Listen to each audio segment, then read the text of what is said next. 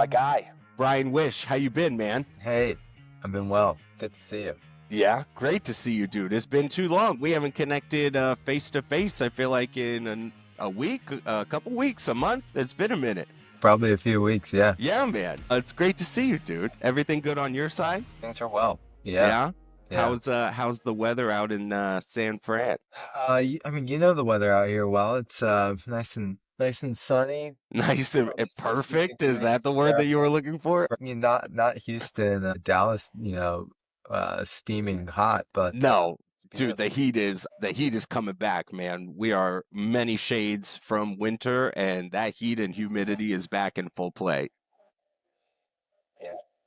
Well, cool, man. Thanks as always. Awesome to finally get you on Mutual Connections. I wanna kick things off with you just in a little. This is more for anybody tuning in than yourself, because I know you know this story, and we kind of talked about this last week. But my introduction to Bryan Wish was just an absolute happy accident. Most of what my beginning days on LinkedIn was find some post, try to leave a funny comment, and then get the hell out of there type of thing. And so, Bryan, obviously, you crept into my DMs. LOL. That's all you said. We had a really fun exchange back and forth. And the reason I want to tell this story is that video that I made off of the LOL was kind of my first, like, you know what? I'm just going to put myself out there. I'm going to bust out my cell phone. I'm going to hit record. I want to tell this story. And so I absolutely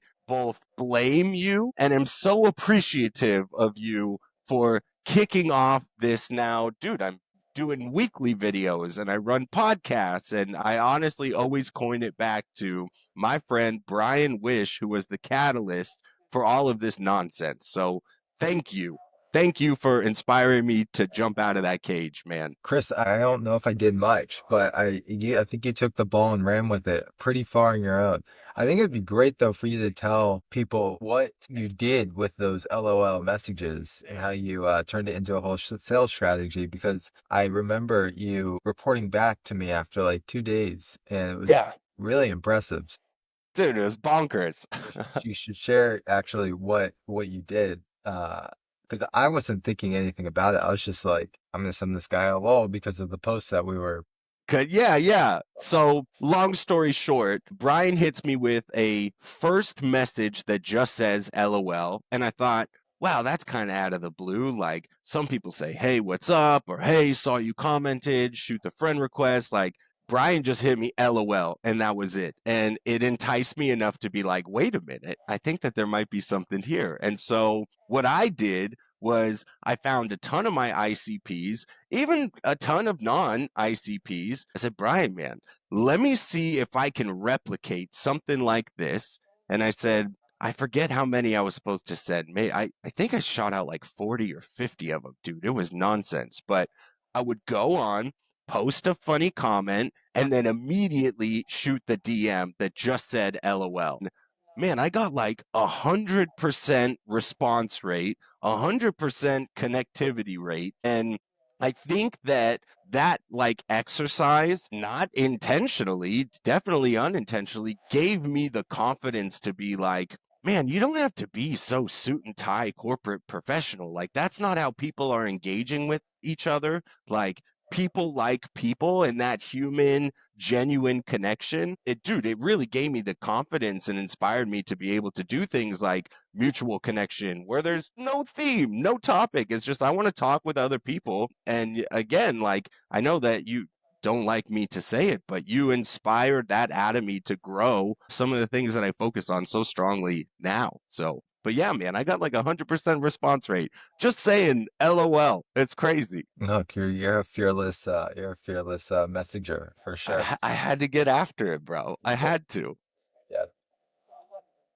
I want to, before we started recording, we were kind of chopping it up, and that's why I was like, pause it. I'm reading this guy in the back right now. X is easier than X. Really inspiring literature. It makes you think super big. But first, kind of on the dock is as I wanted to see, what are you reading right now, man? Or what books would you recommend for anybody? Not sales, not whatever, just what's a good growth or thought leadership book that, you think that we should all dive into? Yeah, I'm going to answer this a little differently. I actually just finished the 10X book, so that's why I Oh, picked yeah? it up.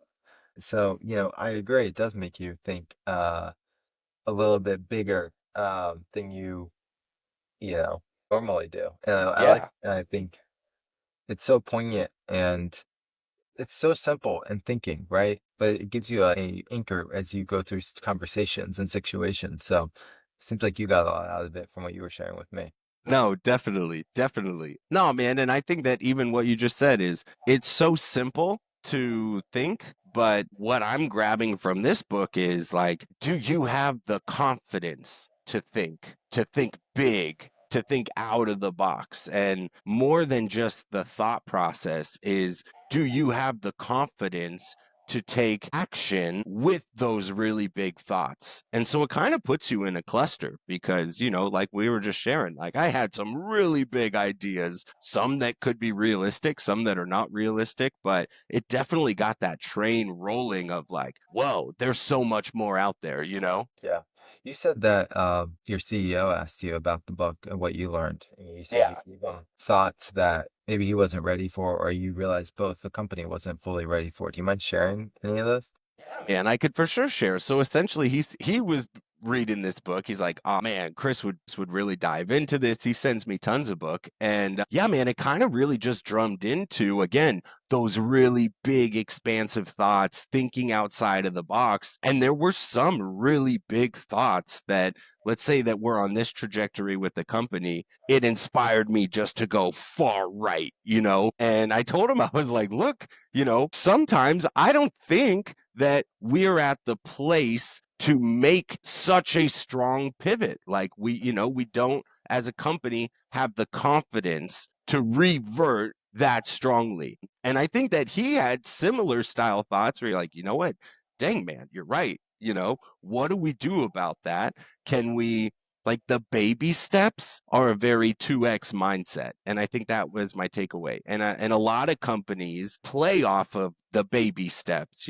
Success isn't built overnight. You got to take the stairs. There's no elevator to success type of thing, which I love and I believe part and parcel is true. But yeah, man, this book really just is broader horizons, like, hey man, if nothing is impossible, what would we do and how do we pivot? And so it ended up being a really fun conversation. Yeah, that's great. It's cool you could have an honest dialogue with someone that gave you the book and said, "Hey, like we're not ready for this." But in the world that we are, here are the things we should do. And No, for I'm sure. sure it was respected and really appreciated. No, definitely. What else is on your shelf right now, man? I know you're a huge reader. It's funny. I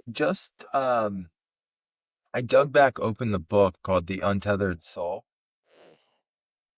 and I had read it 3 or 4 years ago, coming out to San Francisco, and or where I landed in San Francisco. But I pulled it open. I pulled open the book after a session I had with this guy I've been working with named Jonathan, who's doing a lot of work with our business, and he said that I should read it or read it again, and it's been a it's I think the first time I read it, it was like a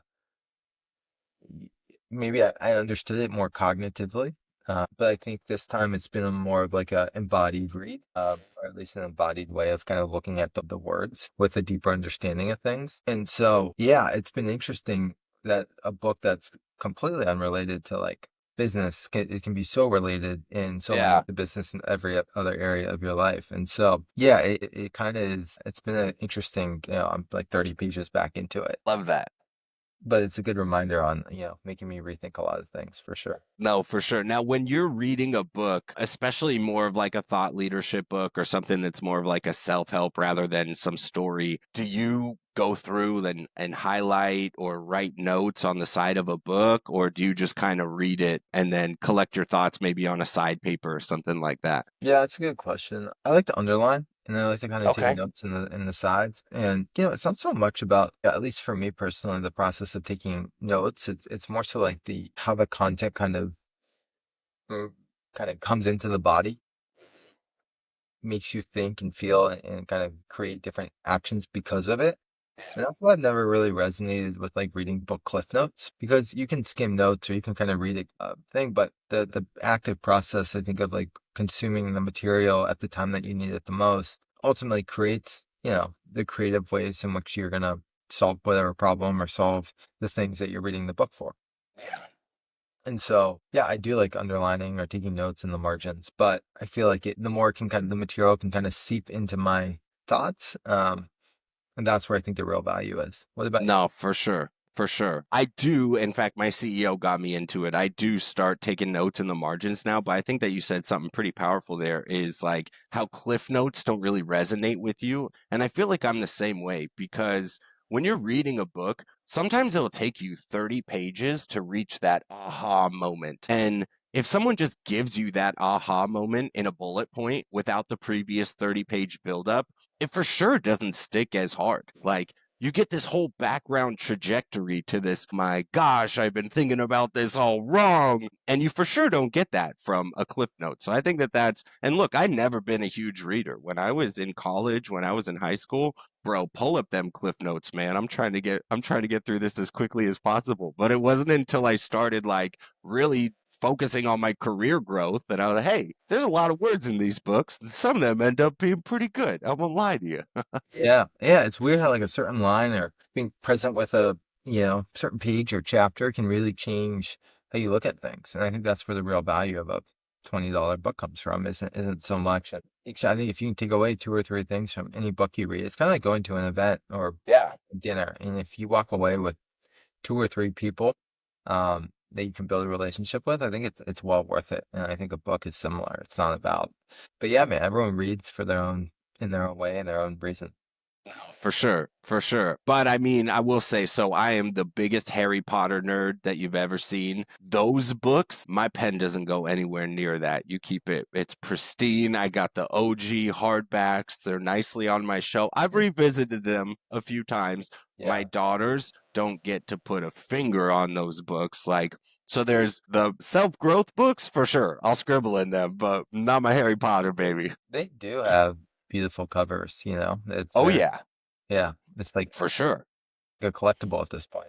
Yeah, 100%. And I got into Harry Potter as the books were coming out. And so you're talking about OG first edition. Like I have a Philosopher's Stone hardcover rather than Sorcerer. Like I take it seriously, man. You Wow, don't you mess with are my boy Harry. you're a true Harry buff. Yeah, No, for sure. I For need to show sure. you this company called Gemjoy. Kind of Gemjoy? called Harry Potter vibes if your kids are into Harry Potter. Super. It's like this jewelry company and you like connect it to your phone and like these creatures come out and it's like an adult jewelry company, but kids are really into it. And Dude, I'm gonna take a note of that right now. yeah, absolutely. Gemjoy? I love that. I'm for sure checking them out. As if I need any more Harry Potter Well, crap it's all not. around It's my more for house. women. It's more for women, but it's cool. It's a cool little toy you can play with for sure. Okay, So I'm into it. yeah, Hey man, so a lot of what I like to do on Mutual Connections is try to go beyond the post. Obviously, that's kind of the nature of these type of discussions. And I wanted you to go beyond the post on a couple of things that I found on your timeline. The first is you made a comment or quote rather with respect to the most successful people I know didn't wait for anyone's permission to start, but they all had someone who gave them permission to believe in themselves. And I feel like going back to us making notes in books, that is 100% something that I would underline and try to make a scribble and just question my own self. Like, do I have that person? Have I found that person? Am I growing towards that belief in myself for permission to start? Like, just walk me through how that kind of concept resonates with you, man. yeah. I mean, I think we all remember people in our lives who I think a couple things. One, like I've realized how important the value and core value of like support is in my life, not just to like give, but also to receive. Um, and I think when you're building something or you're putting yourself out there to go for something in the world, it's not so much like getting support from a validation perspective. It's more about getting people behind you to help push what you're doing forward. I think that that's like one thing, right? I think that feels really good when you're kind of going creation is a vulnerable thing, Super. right? Whether it's a Super. piece of art, whether it's a tech company, Posting an or LOL video, like posting, right? everything in between, you know? Right. I think then too, right? We all know the people so well who we don't feel supported by, right? And you can probably name they come visually to you instantaneously. But we all have those, I think, few people in our lives that whenever we show up to something or whenever we have a question, and it's not so much of them supporting you, but it's that act and those words of belief in you that maybe you don't have as much, or the conviction for some reason. And it's just like the permission to that you can keep going. Yeah. Um, and I think we all hit those moments in a journey of being a creator, an entrepreneur. Things happen, and so I have very vivid memories of both sides. And I think when you're doing something for long enough, right, you see things from a lot of different sides. So yeah, that's I mean I think that those lines have multiple meanings. But I think that's why it's important to surround yourself with people who really do believe in you and can kind of see your gifts and inspire you to keep going, even when, it's hard for you, you get so mired in the mud of it all, you kind of forget all the beautiful things around you that other people can give you perspective on. Yeah. No, I think that's spot on, man. And it does kind of go full circle. Like I was a perfectionist, if you will. And I think that perfectionist expectation on myself kept me from doing just about damn near anything for so long. Whether it was writing an article, trying to pursue a better position, obviously creating content. I just didn't want to put myself out there because I had a million things to say on the con side and not a lot of things to say on the pro side. And so that support, even if the end result or the result when you're starting off is rubbish, I think that type of support is like, hey, look, just get out there, fail forwards. And the more that you fail forwards and lean into it, dude, you're going to learn so much stuff in the process. And that's where that support comes in is, constructive feedback, someone just saying like, all right, man, one down. What'd you learn? Let's get number two out the gate type of thing. And so I would obviously underline that in any book that I'm reading because similar to perfection, it's giving yourself permission to start. Like just start. And so I think that that's a huge thing that you quoted on there. Yeah, I think you've given yourself permission, I think, a lot the last 6 months, right? Yeah, I mean, with like, look, and even as myself asking, like, I think that you gave me permission to start in a sense just by us having silly banter that was unintentional and coming up with some silly, hey, if I hit this, will you reshare my post? And you're like, all right, bet if you hit that, then I will reshare it. And so, even just a form of that to me was permission. Not that I needed permission, but I needed the support. And that's what you gave me to kick things off. Sorry, I keep bringing it up. I know I make you really No, uncomfortable I that mean, you look, are you are the catalyst of my current day LinkedIn success. no. Well, it's cool to see. I think when people can express themselves and share, I think it's a gift, right? And I think it teaches you so much about yourself. I'm sure you've learned a ton about yourself A just by putting ton. yourself up. A ton. Well, one thing you've helped me jump off the ledge of perfection. I'm more just seeking progress now. Like progress is more important than perfection. And every next step, I'm learning something new and I apply it to content or the way that I do a talk off or anything in sales. And so let me hit you with this one. Here's another one I found on your LinkedIn that equally I don't know the answer to, but I would underline in a book is I'll ask you because I want to get your insight is right now, Bryan, what conversations are you avoiding that could change everything? It's a good one. It came from you, baby. It Yeah. is a good one. Yeah, it's good. I'm lucky that I have such a great ghostwriter. She gives me prompts and I write a lot of things into those prompts that she gives me. Based on things like we talk about, she always makes it a little more piercing than I could do myself. Man. Do you want personal? Do you want professional? Like I what? mean, anything, whatever. Because I'll be honest, if you were to ask me that, I have no idea. I have no idea what my answer would. Maybe if I sat and thought about it for a while, I'd be able to formulate some type of, oh man, like this is the, but it's a hard question. It's a super introspective, and I don't know if there's always You an don't answer know? to it. But what do you got? I think this comes down to just like a level of like awareness you have with yourself. And I'm not saying like, I think at different points in time in our lives, we're naturally more aware. I think I've made certain decisions the last few years to avoid pain, like opening myself up to like personal relationships because I've been so focused on a professional pursuit and conquest of Okay. things I want, right? And I haven't really, I think I've been worried to bring people into that. Yeah. And because it's like, it's messy and you don't want to, bring, and so you do things and you take certain behaviors that ultimately kind of create that reality. Yeah. And so when you kind of peel the layers on it, it becomes pretty clear why, but you also don't open yourself up to maybe bringing in other parts of life that could be like meaningful and substantive. Yeah. That's probably a one. No, dude, I I mean, don't know if that's going I live. couldn't even think of anything, but that, I mean, that sounds like 100%. And it taps into your vulnerability. And look, like inviting someone into your career circle, tremendously different than inviting somebody into your professional circle or your personal circle, especially if there's that kind of like teetering on the intimacy, teetering on a real relationship to grow with someone and being vulnerable and all that stuff. And I mean, I'm happily married now, but I for sure remember myself, especially in my young days, when I had some not so awesome habits that I needed to kick. I super strayed away from wanting to invite someone into my personal circle for fear of judgment. So that's a real thing. Yeah, yeah, yeah, totally. So, No, cool, man. Well, look, I'm going to do a hard segue, and this is what I really wanted to talk to you about. So give me a minute. I jot down a few of my thoughts, and then I want to hand the football over to you. I want to talk about the good stuff. And the good stuff to me is what you're doing over at Arcbound. You've surpassed 6 million impressions, nearly 60,000 one-to-one connections within your crew.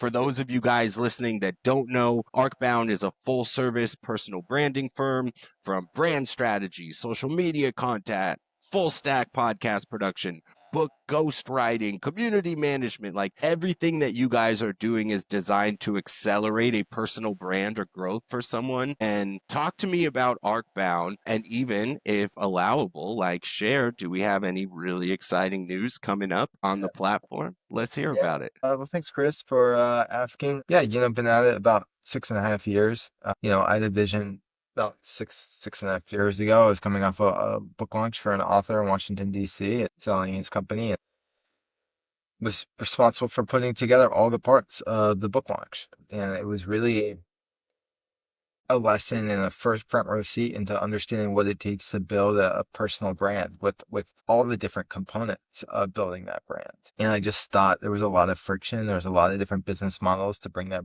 brand to life. It was, cost a lot of money to do it. And the platform was used to launch the book and ultimately segue this person into what was next. And it was an incredible experience, but it got me, I mean, prior to working with him, I was so curious about what brand meant. I had a blog platform in college called Wish Dish, where, it's this glorified blog where, for people to share their stories about overcoming hard things. A lot of people said to me, like, what's the brand? And then I went and I worked with a company investment firm that had brand, and they really dialed in to mobilize people. And I started to understand the relationship between messaging and branding and the people it drew into what it was doing. And so I was really fascinated. So when I had this opportunity to work with this guy, I kind of jumped in because I thought I could start bringing together all these learnings, this tool belt I was assembling. And so, that was the birth of Arcbound, of creating a full service ecosystem. I think a couple things. One, we're about to relaunch, I would say, our 2.0 version on Tuesday. Nice. It's been a long time coming. We have been super underground in the last 3.5 years, I think, putting together all these pieces and all the different infrastructure from, the right person to ultimately lead the client service organization, to the right talent to ultimately execute the services, to the right processes, to getting the right clients, right? Like, Mhm. a lot of pieces have had to ultimately come together to create what is now Arcbound. And so to finally have a digital manifestation of all those pieces in a way that I think really speaks to uh, who the company is and where it's going, I think is very special. I think another thing is, over the last 8 months, really, we started to really double down on like how we do our work and not how we define our processes. And I think like what we're becoming very well known for, and at least is on the front end, is anyone can create LinkedIn content, which is where we started. A lot of people can write newsletters a little bit harder. A lot of people can do podcasts harder. But I think what is the hardest of it all is to really think about like how you define who you are as you bring those other parts to life. Mhm. Because this podcast that you're doing, Chris, is an extension of who you are and what you believe and what you stand for. Your LinkedIn post, similar thing, who you are and what you stand for. But I think what we've really started to crack is that front end process where someone can come to us and we're going to really help them understand who they are, their message, create a very custom visual identity around them, and create a portable website and platform for them, whether that's corporate or individual, because a corporate site is the extension of the founder, and just bring that under one roof. So everything that you share and say emanates from that like core place. And so I think where I'm very excited about is kind of unveiling how not only we did that for ourselves, but how we've done that for a lot of other people in the last, 8 to 12 months. And then also show like the work that we've done to activate a brand on the individual and the company side to a degree. I think that's hard to do. I think most people just try and do one of those pieces, but I think the issue with brand is there's 16 other pieces involved in like doing this well, you know? It's not just you're not just selling a fidget spinner. Like this is a very Yeah. intricate process. I think that that is such a powerful need in today's thought leadership, brand ambassador type of lifestyle. Because going back to like the use of multiple channels, whether it's you have a podcast, you have a newsletter, you post stuff on LinkedIn, even if like you have a TikTok or your Instagram, it sounds like what you guys are doing is universalizing all of those channels. And it's not like you got to stay stuck in a box. Like, look at me. I like to connect with other professionals. I also am super big on credit and collections, and so that's a little pocket. I have like a little series where I go, oh, in my past life, I used to XYZ. I mean, it's Arcbound is essentially taking all of these concepts, allowing them to continue to thrive, but kind of creating that real universal brand representation and presence across all of those mediums, which again, in today's world, like you've seen the pendulum shift on LinkedIn from 10 years ago, pride to now, and that, that hashtag, oh, it's weird LinkedIn now. How do you lean into that? How do you leverage that while still growing and scaling this brand presence? I think that that's such a huge thing. And I'm so stoked for the Arcbound. For everybody listening, Bryan shared a sneak peek with me of the new brand launch, and it is Oh, fire. It is fire. the few people I've shared it with, I've gotten some fire emojis back, so that's good. Yeah, no, dude, it's top notch. And look, not even to say, I thought that where you guys were coming from was fire. I mean, unintent. It was a low burn for sure. Yeah, no, well, I'm like unintentionally a result of Arc Brand just because you and I connected on a one-on-one level personally. And I think that subconsciously you employed some of those things that you would advise to your clients to me, just from us being genuine. And, I Yeah. took that bit of advice, I ran with the football, and so I love it, man. So going back, you said some of the clients, whether it's your personal endeavors, whether it's a corporate endeavor, like what would you guys define right now as your ICP? Like, who do you think gets the biggest meat off the bone from exploring something like growth through Arcbound? Yeah. So, couple, I mean, first off, you're a good running back. Second, I do all I right. was having a conversation with somebody, and I think when you can show up in your work life similar to your personal life, I think that that's cool to have a level of congruence. And then the third thing I'd say back to that is I think you're right. Like you have your Harry Potter obsession, you have your credit industry knowledge, you have your sales knowledge. You're this family guy who's it seems like a world-class dad, you know. Your story of what you've overcome on a recovery level is awe-inspiring. And so I think like how you take all those pieces and help people understand like how you can serve them through those experiences. That's really hard to do Mhm. with the constraints of what we have to show the world. So it's really fun to meet people in that space. And I think that lends itself, I think one, like at least right now, this is an expensive process. to a degree. So the types of people we're working with happen to be a lot of business owners who have sold a business or they've just got off a big operating role. So they're in this transition of like this liminal state and they're trying to tether themselves to themselves, Yeah. and not like how do they take all these, how do they like untether themselves from all these things they've been a part of, but tether themselves to like the essence of what all those things represent. And that's a really cool space to meet somebody in. There's a lot of like active like CEOs from like Y Combinator. There's 4 or 5 of those. There's people who have running like growth equity companies, or growth equity investors, which is a really interesting. The more I learn about that industry, it's people who I think have achieved a level of significance financially and professionally. And that's great because you get to learn a lot about how to build a business the right way. These people are invested and they care, half crazy in their own ways because they're entrepreneurs and they're like the most lovable people because they're, crazy in their own ways, right? And I'm probably part of that camp, except these people are just much further along. So I think like that's the camp that we've been really elevating to over the last, few years and really kind of getting in that upper echelon of people, which has been really cool. Then there's where I think this business is going. It's like we've built a Ferrari, so to speak. But I think there's more scalable ways to bring that into the world. And so it's not like a pure consumer play, but I think it's a more B2B2C play Mhm. where there's a lot of businesses and they have a lot of individuals doing very similar work. And instead of charging, what we charge for a one-off client, you can kind of create a model in which each person within a company is only paying 700, 1,000 different tiers.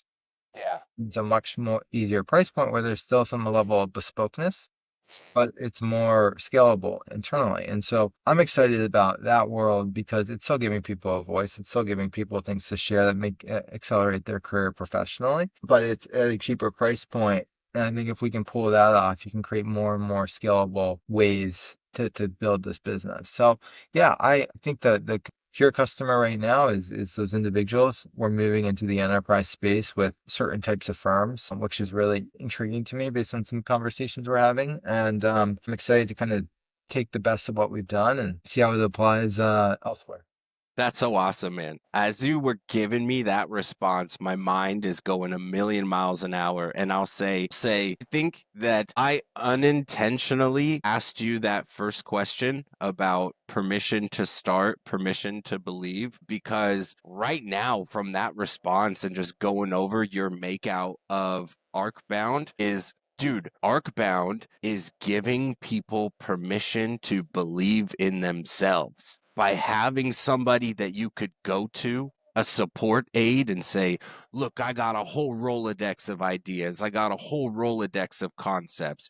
Who are you? What do you want? Where do you want to go? And let me give you permission to believe in yourself to get there. I mean, dude, it's That's funny. wild. It's funny you say this. That's really beautifully put. I would say you're absolutely right. And it's amazing that some of the people we're working with like, accomplish things at like the highest levels, building a company in this, yet they're so scared to go on this like journey of one. Start. Yeah. I mean, I had a client I remember a couple months ago. He was getting ready to start. I love this guy, like greatest energy. And I remember he's like, I'm really nervous and scared. He had scaled a major IT services business.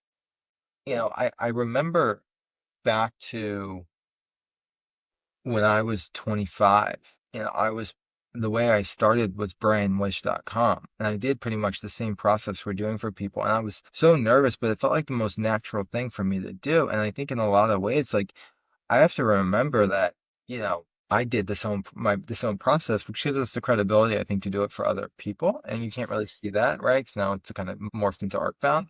Yeah. But to know that we are believing in people to help them bring themselves to the world, I think it's powerful. So And powerful, I bro. think I got to be honest, I hate the personal branding space. Why is that? Let me ask. I hate the growth hacking stuff that people do. I think it's so dilutive. I think it lacks so much substance. Focusing on the wrong And metrics as well. I think People it on, focuses very much on the wrong yeah. pieces. And that's why we've really positioned ourselves. Sure, we're a personal branding, in a sense, agency, and that personal branding can work inside companies and can work with people. But I think it's really about working with the type of people who really resonate with the way we do things and our philosophy, and not just playing a game to like growth hack a LinkedIn post, Yeah. not just playing a game to growth hack a subscriber count, and not just, playing a game to just like build a false persona on a empty foundation. I think there's so much of that in the world, and people aren't building a brand for themselves in a way that's congruent. And I think the space we're in is cool in a lot of ways. But I think when you kind of look at the underbelly of it, I think there's a lot of people portraying I think a very false image and false representation and a lot of posturing. And it's sad, but I do think it gives the right types of people the ability to stand out for what their true essence is, because it's so hard to bring that to the world. And in an age of AI and all this stuff, like, I think AI is phenomenal for what we do. No, for But sure. at the same time, like, you gotta extract like the raw truth of who someone is to actually bring that person to the world properly. Dang, dang, man. That's, dude, I think that you're spot on. Not to say, like, I focus on my personal brand and my personal brand growth, but I think that you just made a brilliant point is, people are focusing on the wrong metrics. It's not about impressions, it's not about number of followers or subscribers. I think it's about impact. I was not in this book, but in another book, I there's a quote that I did jot down that really stuck with me, and it was something to the extent of, if the spotlight that is on you is bigger than the spotlight that is within you, the spotlight that is on you will be your demise. And I think that that spotlight that is on you is the, oh, I got 1 million impressions, or, oh, 150,000 people commented on my XYZ.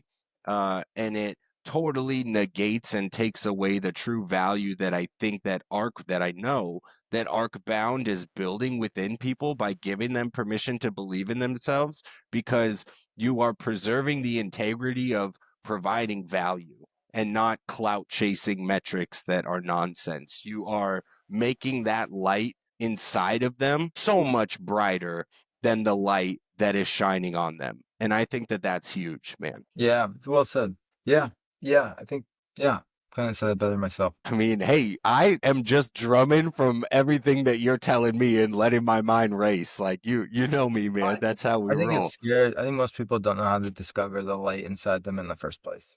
Without question, myself included, probably yourself included, in different scenarios, different pockets. It's easy to get distracted by the light that's on you in comparison to the light that's within you. It's so easy. Yeah, for sure. So I love that, man. I know that we're getting a little bit cut on time, but I want to do a little like lightning round, provoking thought questions and a little bit more fun. And then we'll let you get out of here. First question is, what's the first concert you ever been to in your life, man? What artist did you go see? Man, I think it was a Jessica Simpson concert. Get it. Get it. Say it louder for the people in the back. Don't be ashamed, Brian. I'm just saying, I don't remember. It was like high school, and there's this venue called Nissan Pavilion that everyone went to, and my dad and sister were really into country music, and I guess I like country music to a degree back then, not as much now, but it was part of the upbringing a bit, and I'm with it. I'm with it. Little Jessica Simpson action. She was huge, bro. My first concert ever that I will always say loudly, Backstreet Boys. oh babe, My gosh, dude, I went with my brother. I must have lost my voice for weeks. I was singing so loud, man. Backstreet Boys, and my second one was In Sync. I'm not ashamed. I still ride that boy band train all day. Some of these newer boy bands, they don't touch a snail of some of those OGs. Like, come on, man. Anytime Bye Bye Bye comes on, you can, if you're not tapping your foot, you're not a real person, what Brian. was Come on. what was your favorite concert you've ever been to? My favorite concert I ever been to, hands down, unquestionably. In fact, I've gone multiple times. Are my boys Blink 182. I can see that. Dude, like I was into the pop punk industry. I was obviously a drummer in many bands. Blink 180. I'm still a ride or die for Blink 182. That's my favorite show I've ever been to. What about yours? In college, I went to a music festival. It's called Music Midtown. All right. It was so good, man. It was like right in between like the towers in this one park in Atlanta. I think it was called Chastain Park. I could be wrong. Uh-huh. Spent a lot of time in Atlanta after college, and during college, I went to University of Georgia. And Eminem played, and I Come loved him growing on. up. I loved listening to him, and I still do. I still listen to him a lot. And, Me too. In fact, Eminem is probably my wife's favorite artist. Like yeah. anytime the kids are not in the room, bust on like the Marshall Mathers LP, that OG, come I on. remember that like red cover, that backdrop. I just think he's an incredible performer, and the lyrics and just he's just incredible to me. Yeah. No, I'm a He, big fan. he's so I'm a gifted, huge fan. so gifted. I mean, no, he worked his tail off, but yeah, that's what I would say. All right, all right. So that's a big jump from Jessica Simpson on the first run to seeing Eminem at the festival. I'm with it. I'm with it for sure. Yeah.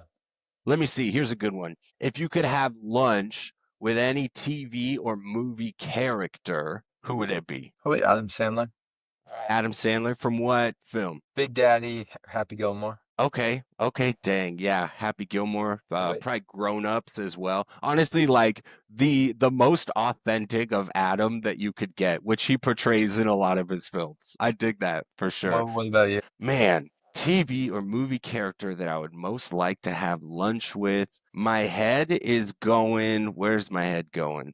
So my favorite movie in the whole world is The Breakfast Club. John Hughes film. I love it because the whole movie takes place in one location. Whole thing is on the script. Like no special effects, no nonsense. It's just high school kids in a library, the whole film. And it like that.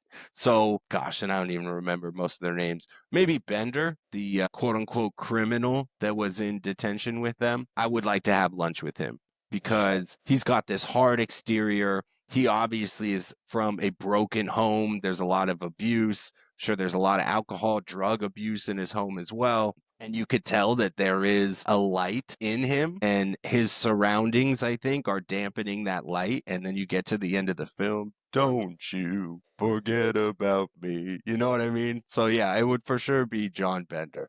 Yeah, that's cool. Yeah, that's my game. All right, last one. I'll let you get out of here. I like this question. I don't know my answer to this question, but I'm gonna try and think of one as quickly as you do. If you could have a super mundane superpower, like always being able to find the perfect parking spot, remembering everybody's name and face instantly, always catching green lights when you're in a hurry, like super mundane superpower, what would yours be? Part of it is like because I'm so clumsy, I tend to Okay. drop things, but I'm phenomenal at catching things midair. Okay. Okay. Actually, I'm not like that clumsy. I think it's just like I don't pay attention and I let my mind wander. Uh-huh. So like I think there's a clumsiness that's like a byproduct of letting your mind wander. Okay. And so like I might be walking and like I'm holding something and like my mind is like in the clouds. It's a happy place for my mind for sure. And then I like Okay. forget what's happening in front of me and I drop some I'm like let go of something just and I like catch it at my knee or like it's so weird. I like And that. I think 9 times out of 10, like I know how to get something midair.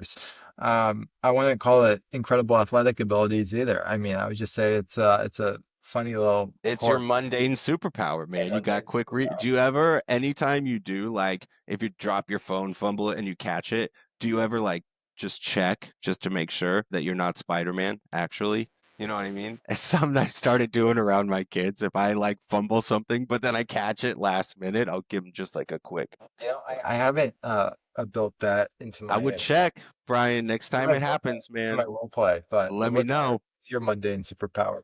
Man, my mundane superpower would probably be knowing exactly what time to reheat leftovers in the microwave just to get the food come out perfect every time. You gotta be like really, you gotta have a good relationship with your microwave and its heating Yeah, because ability. they're all different. You're right. Right. It's not just about the time. It's about the food, the thickness, the Yeah. soupiness, the frequency. I don't you like you currently have your mundane superpower, it sounds like. I do not have this superpower. Like I ruined pizza the other day in the microwave, which is like that's underhand, that's softball for a reheat. So yeah, I think that I would like that is just to know instinctively I'm putting in a bowl of this, we're heating up some pasta. boom, 2 minutes and 24 seconds. That's the perfect time, and it comes out perfect. That's what I would go with. I also just learned, talking about putting stuff in the microwave or like in the kitchen, is toaster oven. I always thought that the numbers that you moved the little thing to was like level of toastiness and not their minute markers. Like if you move it to 1, it's 1 minute. To 2 is 2 minute. I was just Oh, is that right? yeah. Okay, Some so good. I'm not alone. some of them have like color, you The know? dial. Oh, okay. So more advanced, they do go level of toastiness, but like your $10 quick grab from Walmart where you just move the dial, those are for minutes, not level of toastiness. I learned that the hard way. 4 minutes for a piece of toast, Brian? Too much. That's too much. Yeah, that seems pretty black and Not crispy. a good level of toastiness. Yeah, it sounds like a good sunburn. Yeah. Yeah, and a little bit more than it, more like a third degree, baby. It's not Yeah, good. you're giving your toast cancer at that point. Yeah, yeah, it's bad. When you can toss it across the room like a frisbee, no bueno. It's not good. So, my man, Bryan Wish, we need to do this more often. Obviously, I know you're really tight with John Erickson as well. We do our weekend warriors. You were on the last one as well. Let's make sure that we keep doing that. Dude, I always grab so much value every time I talk to you. It's always a pleasure that we get to connect, man. I appreciate you so much. I'm so on board for Arcbound. I can't wait for the drop of this new website. I can't wait to continue to see you scale this bad boy. And again, I'll repeat it. Arcbound, man, you are giving permission for people to believe in themselves. And if that isn't just such a value foundation for where you're taking this bad boy, like the sky's the limit, dude. So I super appreciate you. I'm inspired by you, and I can't wait to see where you take it, man. Oh, you're the man. I really appreciate it. And thanks so much for everything. And Of course. Of super course. excited to keep in touch. You have one of the best energies I've met in a long Appreciate time. you, dude. So, I well, appreciate you. You are the OG catalyst to the chaos that I'm putting out now, and I will never stop reminding you of it. So I got love for my man Bryan Wish all day. keep going. All right, big cat. We'll talk to you real soon, all right?